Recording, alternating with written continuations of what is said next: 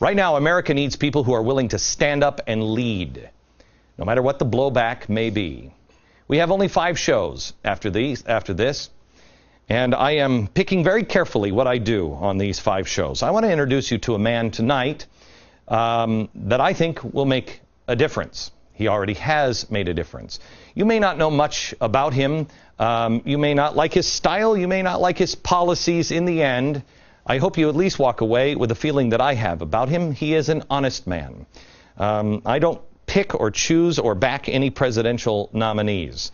However, I do think that some of them need to be exposed. Herman Cain we exposed a couple of weeks ago. I thought he was worth your time listening to. I think this man is as well. Not many politicians have spine. This man does. He's proved as much to me. A few years ago, facing a tough election, he was ahead of the curve on the threat of radical Islam. We have talked about it between us for years. Radical Islam growing in Iran, the Middle East, and the increasing pressure being put on Israel. He knew it wasn't popular in the polls when he was running. The last thing he wanted to talk about was the Middle East. He told me at the time when I said, you should back off of this because this isn't helping your reelection. He said he wouldn't be able to face his children if he didn't speak out, even if it meant he lost. He did, but he can sleep at night. Joining me now is former Senator and GOP presidential candidate Rick Santorum. Rick, how are you, sir? Doing great, Gordon. Thank you. Good to see you. You bet. Appreciate the kind words. That's not kind words. It's the truth. You have been on Israel and Iran for a very long time. Have. Will you agree with me that Israel is the key to the Middle East? If you pull it out, the West collapse. Yeah, I mean it's our anchor in the Middle East. It's a strategic ally for us.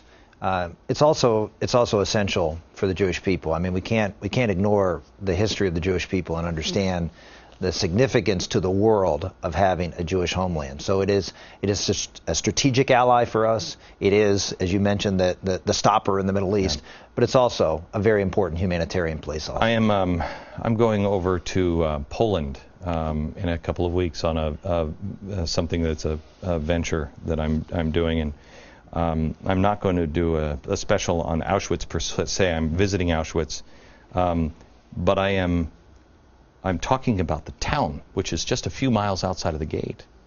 And I have been doing my research and trying to figure out, how did this happen? Poland, I didn't know this when I first started doing my research, Poland rose up, a lot of Poles rose up to try to help the Jews. But they had nothing left. They had no arms. The Jews couldn't defend themselves. They had no state. They had nothing. We're at least at this point, we have a Jewish state that can defend themselves, but the world says they shouldn't. Well, I mean, the whole key to all of this is that the people that are opposing the Israeli state in the Middle East have never recognized the existence of the state of Israel.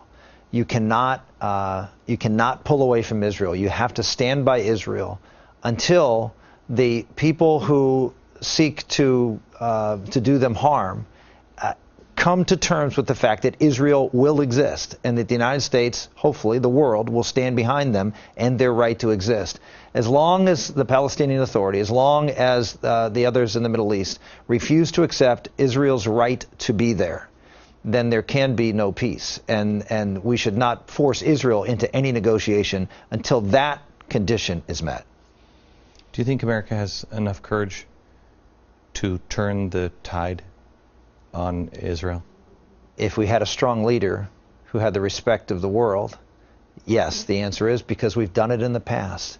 Leaders throughout the course of the time the state of Israel has been in place have stood strongly with them, and as a result, Israel has had a modicum of stability and success. We see now is a president who is backing away, who is, as you've talked about here, very much an internationalist, someone who sees his role as almost transcending the presidency. Yeah.